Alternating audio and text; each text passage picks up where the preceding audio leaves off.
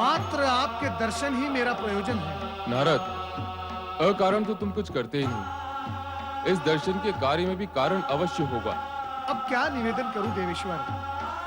माता सती के न होने से कैलाश के वातावरण में शून्यता व्याप्त हो गई है। आप तो समाधि में लीन हो जाते हैं, किंतु आपके शिवगण नंदी, भृंगी कहां जाएं, क्या करें? क्यों? इन्हें क्या कष्ट है? शून्यता ही सबसे बड़ा कष्ट है देव।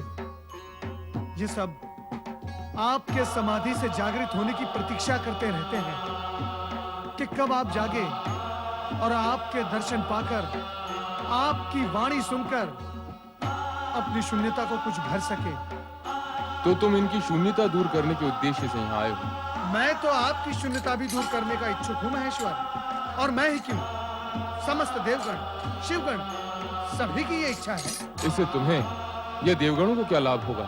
महेश्वर, बिना लाभ के कभी कोई इच्छा व्यक्त नहीं करता। तुम कौन से और किसके लाभ की बात कर रहे हो नारद? लोक कल्याण की, प्राणी मात्र के हित की, जगत के लाभ की बात कर रहा हूं। देवेश्वर, यदि आपकी कृपा से तामसिक गुण हटकर सात्विक गुण की वृद्धि करता है, तो ये सबके हित की बात है। आपसे सत्य तो छिपा नहीं है कि असुर राज तारकासुर ने देवताओं को अपने ही स्वर्ग से हटाकर अत्यंत दयनीय और शोचनीय परिस्थिति में पहुंचा दिया। महेश्वर, देवताओं की दुर्दशा का कोई उपाय कीजिए। उपाय? उपाय तो सृष्टि के रचयिता ब्रह्मा जी ही कर सकते हैं। उन्हीं के दिए हुए वरदान से अहंकारी होकर तारकासुर अनीति और अन्यायपूर्ण कार्य कर रहा है। उचित यही होगा कि तुम उन्हीं के पास जाओ।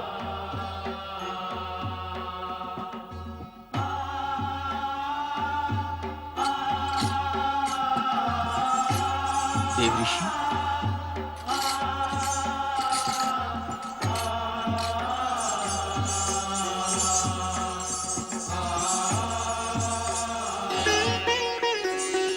अब क्या होगा देवऋषि? नंदी, जो भी होगा शुभ ही होगा। वो शुभ कब होगा? भृंगी, सत्य को समझ लो कि समय से पहले और भाग्य से अधिक कभी किसी को कुछ प्राप्त नहीं होता। जो भी होगा अच्छा ही होगा। माता सती के रिक्त स्थान की पूर्ति होते ही सब ठीक हो जाएगा। क्या ऐसा होगा देवऋषि? अवश्य होगा नंदी, अवश्य होगा। भोलेनाथ की कृपा से अवश्य होगा। नारायण नारायण।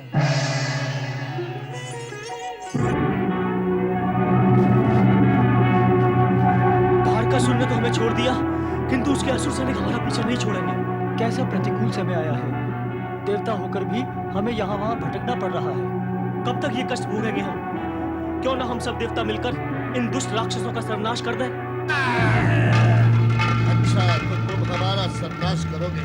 हमारे स्वामी तारकासुर ने तुम पे दया करके तुम्हें छोड़ दिया, तो तुम उनके ही विरुद्ध षड्यंत्र कर रहे हो। और हम तुम्हें दंड दिए बिना नहीं छोड़ेंगे।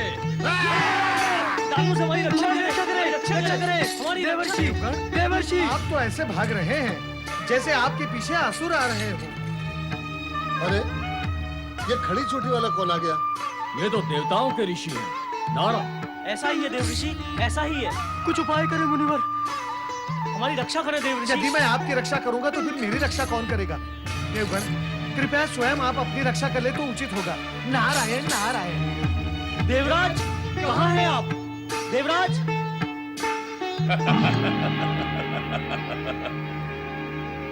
स्वर्ग पर अधिकार पा लेने के पश्चात मदिरा पान का आनंद ही कुछ और है। क्षमा महाबली, क्षमा क्षमा महाबली, क्षमा। किस अपराध के लिए क्षमा मांग रहे हो सेनापति? महाबली, आपके विरुद्ध षड्यंत्र रचने वाले देवताओं को लेकर हम आपके पास आ रहे थे, किंतु खड़ी चोटी वाले मुनि नारद मार्ग में मिल गए। वो हमें बातों में लगाकर उन्हें बचा कर ले गए। सेनापति, तुम हमारे विनाश के बोल न बोलो। नहीं स्वामी, मैं ऐसे क्यों बोलूंगा? हम देवताओं को पराजित करके स्वर्ग के अधिकारी बने हैं। यदि तुम एक तुच्छ मुनि जैसे प्राणी से पराजित होकर लौटोगे तो क्या यह विनाश का लक्षण नहीं? भविष्य में ऐसी भूल नहीं होगी स्वामी। भविष्य को तो तुम अंधकार में खोकर आए हो सेनापति। देवताओं को हमारे विरुद्ध षड्यंत्र करने का प्रोत्साहन मिल गया है। यदि हमने समय रहने पर देवताओं को दंडित न किया तो समय आने पर वही हमारे विरुद्ध षड्यंत्र करके हमसे स्वर्ग छीन लेंगे। ऐसा नहीं होगा महाबली, मैं ऐसा नहीं होने दूंगा। जाओ तुम।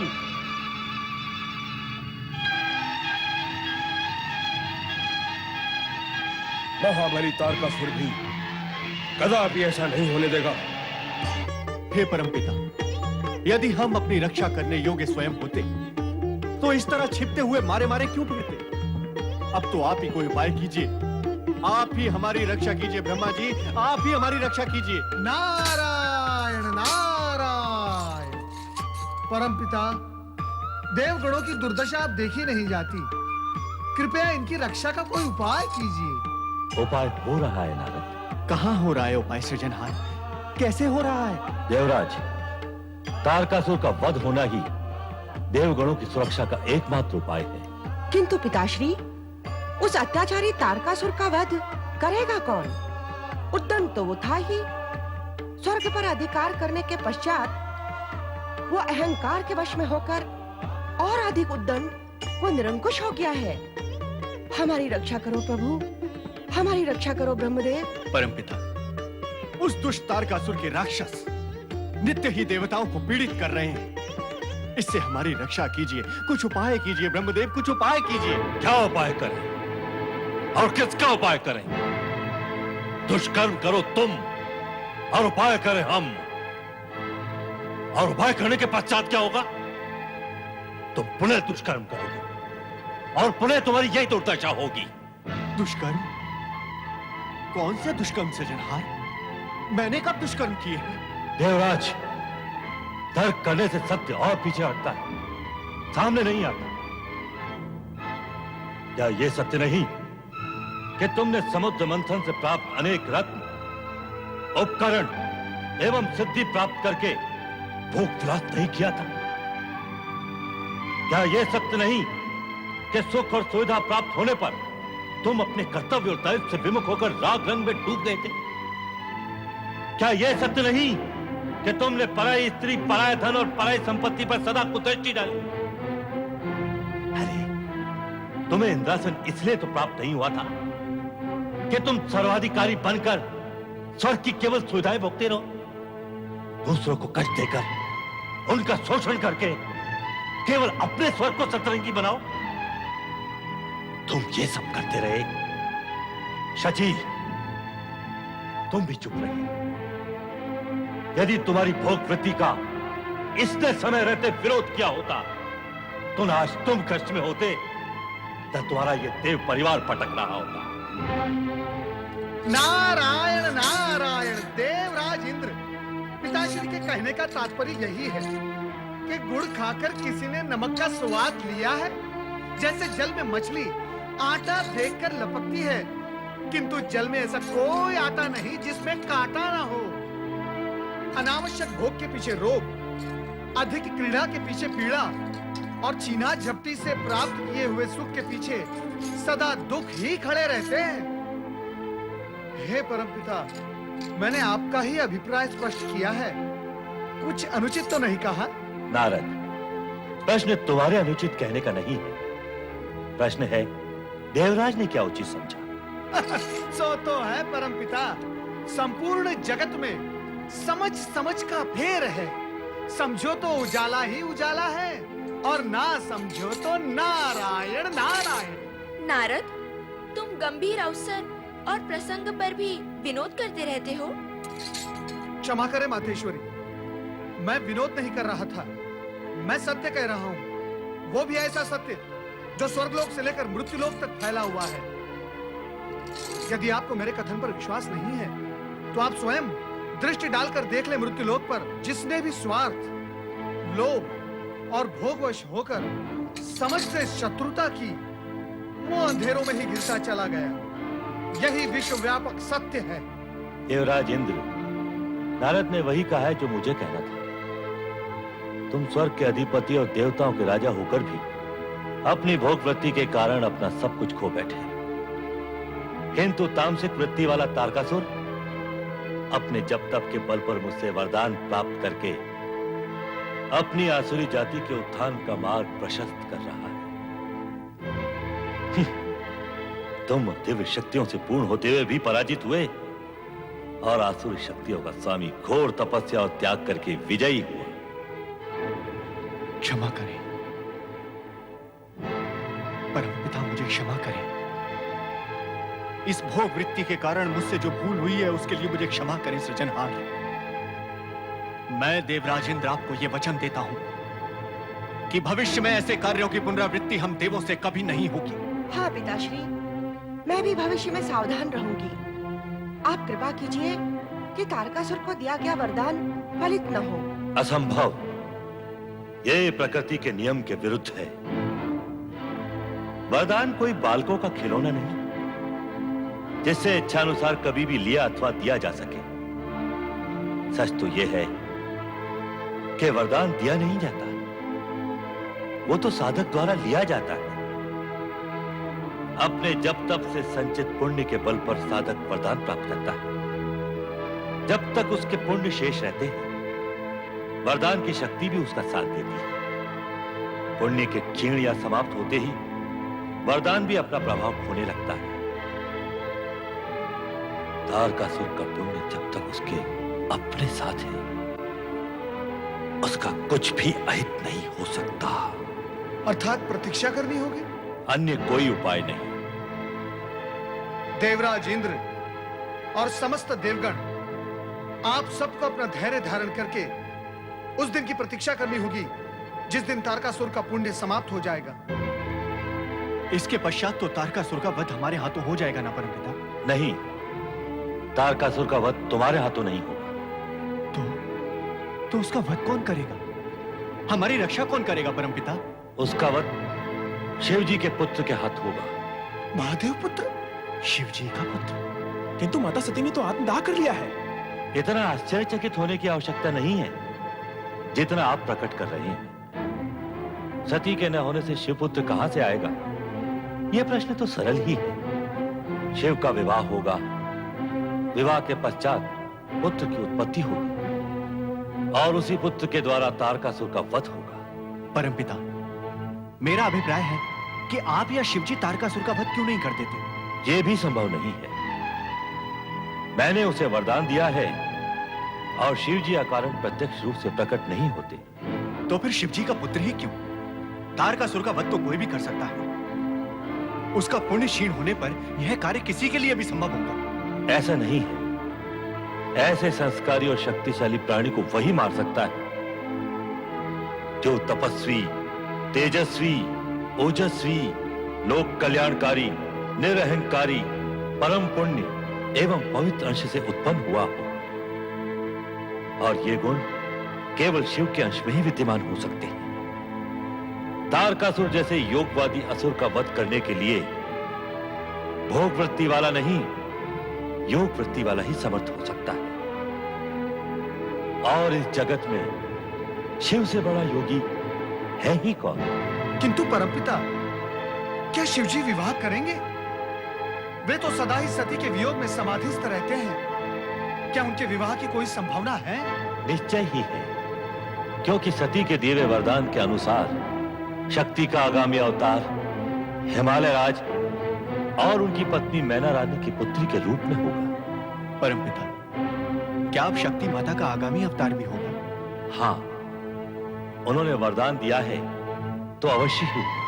परमपिता, माता सती ने कब, क्यों और किसको वरदान दिया था, ये आप स्पष्ट करेंगे तो देवगणों का मन आश्वस्त होगा।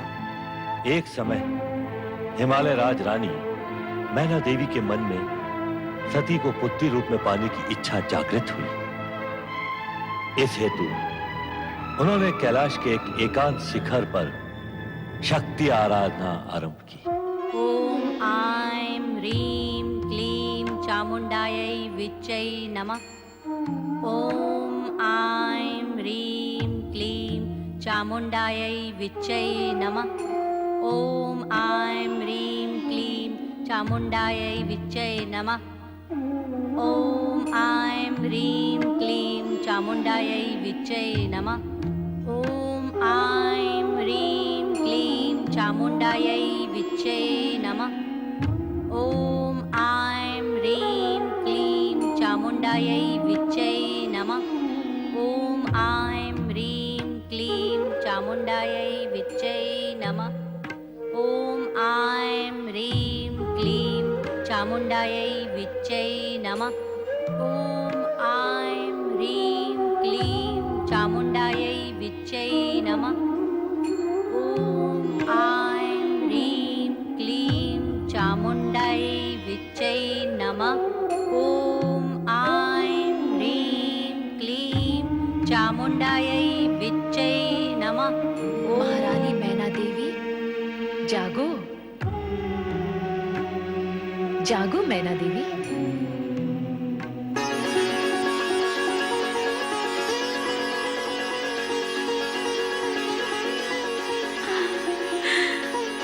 माँ जगदम्बा, आपके दर्शन पाकर मेरा जन्म सफल हो गया माँ। और तुम्हारे जब तक से मैं प्रसन्न हो गई। मांगो, इच्छित वरदान मांगो। केवल ये कि अगले अवतार में मैं आपको पुत्री रूप में पाने की इच्छुक हूँ। तुम्हारी ये इच्छा पूर्ण करने हेतु मैं वरदान दे भी दूं, तो ये समझ लो कि वो कष्टों से पूर्ण ही होगा। कारण कि इस जन्म में जिन कठिन परिस्थितियों और कठोर परीक्षाओं के कारण मैं इस देह का त्याग करूंगी, अगले अवतार में मुझे इससे भी कठिन परीक्षाएं देनी होंगी। क्या तुम अपनी पुत्री का दुख और कष्ट झेल सकोगी? आपकी माता बनने का सुख प्राप्त करने हेतु मैं सभी दुखों को झेल लूंगी। माँ का विरह रूप ममता और आशीर्वाद के कवच से परिपूर्ण होगा, जो कष्टों को आप तक आने भी नहीं देगा। मुझे पुत्री रूप में प्राप्त करने की इच्छा मन में इतनी बलवती है कि यदि वो पूर्ण ना हुई तो अर्थ का अनर्थ भी हो सकता है। उससे तो अच्छा है कि कष्टों को सहन करने हेतु तत्पर होकर मैं आपके यहाँ जन्म लूं। सत्य तो मेरा तप सफल होगा, मुझे आपकी माता बनने का सौभाग्य प्राप्त होगा। माँ, मुझे वरदान दो, अगले जन्म में आप मेरी पुत्री रूप में प्रकट होंगी। तथास्तु।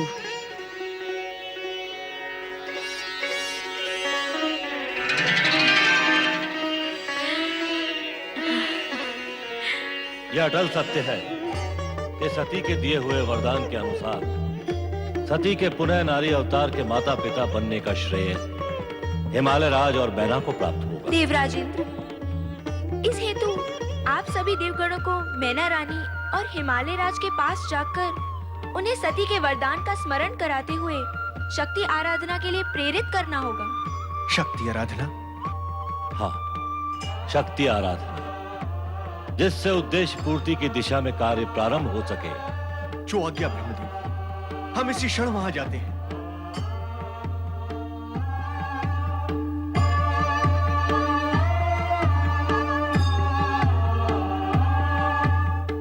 परम पिता, देवगणों को तो आपने मैना रानी और हिमालय राज के पास भेज दिया, परंतु क्या उनकी शक्ति आराधना सफल होगी? तुम्हें शंका क्यों है नारद? शक्ति तो शिवजी की अर्धांगिनी है। सती के अग्नि प्रवेश पश्चात शिवजी का वैराग्य बढ़ गया था। हे परमपिता, क्या ऐसी स्थिति में शिवजी शक्ति को अवतार लेने की सम्मति देंगे? नारद, जब तुम इस सत्य को स्वीकार करते हो कि शक्ति सदा शिव की अर्धांगिनी है, तो यह भी स्वीकार करो कि वो सती के वरदान को अपूर्ण नहीं रहने देंगे। सती के वरदान की पूर्णता में शिव लीला का योगदान भी अवश्य होगा। ब्रह्म वाक्य सत्य ही होगा। नारायण नारायण। आपको तो स्मरण ही होगा महारानी मैना रानी कि सती माता ने आपके यहाँ पुत्री रूप में जन्म लेने का वरदान दिया था। वरदान मुझे दिया था? सती माता ने मेरे घर पुत्री बनकर पैदा होने का? लगता है समय व्यतीत होने के साथ साथ आप सब कुछ भूल गई हैं। हाँ मैना रानी, आपने सती माता की आराधना की थी, जिससे प्रसन्न होकर सती माता ने आपको ये वरदान दिया था कि वो पुत्री के रूप में आपके यहाँ जन्म लेंगी।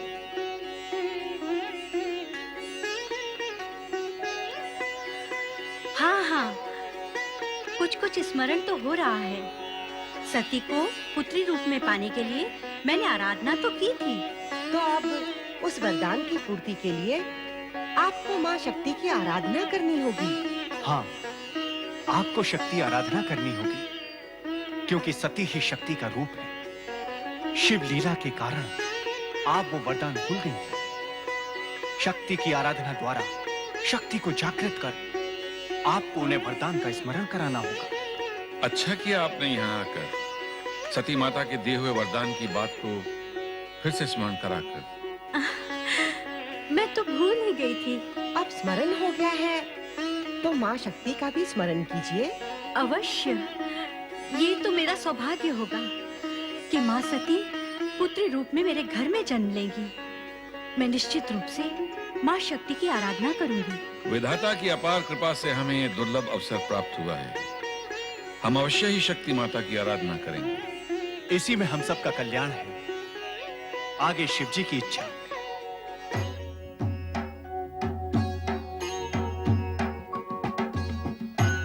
ये तो नित्य की समस्या है। भोलेनाथ को समाधि से जगाएं कैसे? उन्हें बारंबार जगाने की आवश्यकता क्या है स्वामी? सुयशा, सोच विचार कर बोलो। भोलेनाथ इसी प्रकार समाधि में लीन रहे तो क्या हम अनाथों की भांति रहेंगे? ये निरंतर समाधि क्या उनको वैराग्य की ओर नहीं ले जाएगी? हमारा क्या होगा? वो तो हमारे स्वामी हैं। उनके बिना हमारा पोषण और रक्षा कौन करेगा? क्षमा करे स्वामी, भूल हो गई। भोलेनाथ की समाधि तो देवऋषि नारद ही भंग कर सकते हैं। किंतु देवऋषि नारद है कहाँ? उनको बुलाएं कैसे? वो कब आएंगे? कब भोलेनाथ जागेंगे? उनके आए बिना कुछ भी संभव नहीं है। संभव है नंदी भैया, ये संभव है। देवर्षि नारद तो तीनों लोकों का भ्रमण करते हैं। हम सब मिलकर उनका आह्वान करें तो वे अवश्य प्रकट होंगे। हाँ नंदी महाराज, हम सब मिलकर उनका आह्वान करते हैं। क्यों सुयसा, ये उपाय उचित है? हाँ स्वामी, ऐसा करना उचित होगा। हे ब्रह्मा जी के मानस पुत्र, हे ऋषियों में श्रेष्ठ देव ऋषि नारद जी, हम आपका आह्वान करते हैं। ओम ब्रह्मपुत्र नारदाय नमः। ओम ब्रह्मपुत्र नारदाय नमः। ओम ब्रह्मपुत्र नारदाय नमः। ओम ब्रह्मपुत्र नारदाय नमः। ओम ब्रह्मपुत्र नारदाय नमः। ओम ब्रह्मपुत्र नारदाय नमः। ओम नमः। ओम ब्रह्मपुत्र नारदाय नमः। ओम ब्रह्मपुत्र नारदाय नमः। ओम ब्रह्मपुत्र नारदाय नमः। ओम ब्रह्मपुत्र नारदाय नमः। ओम ब्रह्मपुत्र नारदाय नमः। ओम ब्रह्मपुत्र नारदाय नमः। ओम ब्रह्मपुत्र नारदाय नमः। ओम ब्रह्मपुत्र नारदाय नमः। ओम ब्रह्मपुत्र नारदाय नमः। ओम ब्रह्मपुत्र नारदाय नमः। क्षमा करे भोलेनाथ, आपको क्रोधित करना हमारा उद्देश्य नहीं था। हम तो जय भोलेनाथ, जय शिव शंकर, जय त्रिलोकीनाथ। जय भोलेनाथ, जय शिव शंकर, जय त्रिलोकीनाथ। नारद, तुम इतने दूर क्यों खड़े हो? समीप आओ। आपकी वक्र दृष्टि से भय लगता है भोलेनाथ। लगता है आप अति क्रोधित हैं। ये नंदी अपने साथियों के साथ अकारण कोलाहल करके मेरी समाधि भंग कर देता है। हे त्रिकालदर्शी, अकारण तो कुछ भी नहीं होता। ये सब तो आपके सेवक हैं। आप अधिकतर समाधि में लीन होते हैं और ये सब आपके स्नेह और कृपा से वंचित होकर व्यग्र हो उठते हैं। इनका अपराध तो कुछ भी नहीं, यदि है तो केवल इतना कि अपने स्वामी के प्रति भक्ति और श्रद्धा से पूर्ण होकर उनकी कृपा के इच्छुक हैं। इन पर कृपा कीजिए। और कहो नारद, कुछ समाचार तो अवश्य लाए होगे। ऐसा कौन सा समाचार है देवेश्वर जो आपको ज्ञात नहीं? आपको तो यह भी ज्ञात होगा ही देवेश्वर कि ब्रह्मदेव ने इस सत्य का उद्घाटन किया है कि हिमालय राज की पत्नी मैना के गर्भ से मां शक्ति जन्म लेंगी। तो महादेव आपको ज्ञात होगा ही, किंतु मुझे यह ज्ञात नहीं है कि मां शक्ति के जन्मदिन का शुभ अवसर कब आएगा। हे महादेव, आप मुझे यह बताने की कृपा करें कि मां शक्ति का अवतरण कब होगा। नारद को अधीरता शोभा नहीं देती। अधीरतावश नहीं, अधीरतावश नहीं भोलेनाथ, जिज्ञासावश पूछ रहा हूं। नारायण नारायण। इस हेतु की तीनों लोकों में इसकी चर्चा और प्रचार कर सको। नहीं महादेव जी, मैं ऐसा नहीं करूंगा, सत्य कह रहा हूं। मुझे तुम्हारा स्वभाव ज्ञात है नारद। कोई भी बात तुम्हारे पेट में अधिक समय टिक नहीं सकती। हे त्रिकालदर्शी, मेरे स्वभाव में सुधार हुआ है। नारायण नारायण। महादेव जी, आप कृपा कर मुझे ये बता दे कि मां शक्ति जन्म कब लेंगी। अपने प्रश्न का उत्तर पाने हेतु तुम्हें प्रतीक्षा करनी होगी नारद।